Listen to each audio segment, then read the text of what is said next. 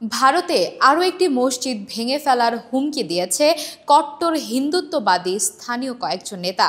ওই মসজিদটি দেশটির উত্তরাখণ্ড রাজ্যের উত্তরকাশীর ভাটুয়ারি রোডে অবস্থিত। রোববার হিন্দুস্তান টাইমস জানিয়েছে, কট্টর এই নেতাদের হুমকির পর উত্তরাখণ্ড হাইকোর্টের ভারপ্রাপ্ত প্রধান বিচারপতি মনোজ কুমার তিওয়ারি এবং বিচারপতি রাকেশ থাপলিয়ালের ডিভিশন বেঞ্চ মসজিদের নিরাপত্তা নিশ্চিত করার নির্দেশ দিয়েছে এবং একই সঙ্গে উত্তরকাশীর জেলা প্রশাসক এবং পুলিশ সুপারকে এই নির্দেশ কার্যকর করতে বলেছে হাইকোর্ট। আদালত আরও নির্দেশ দিয়েছে যে আগামী ২৭ নভেম্বরের মধ্যে পরিস্থিতি সম্পর্কে আদালতকে জানাতে হবে। ওই দিন মামলার পরবর্তী শুনানির দিন ধার্য করা হয়েছে।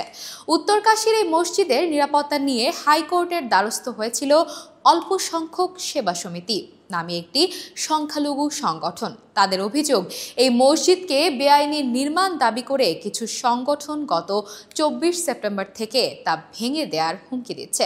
এর জেরে উভয় সম্প্রদায়ের মধ্যে উত্তেজনা বিরাজ করছে। তাই মসজিদ রক্ষায় রাজ্য সরকারের পদক্ষেপ নেওয়া উচিত। সংগঠনটি জানিয়েছে, এই মসজিদটি বৈধ।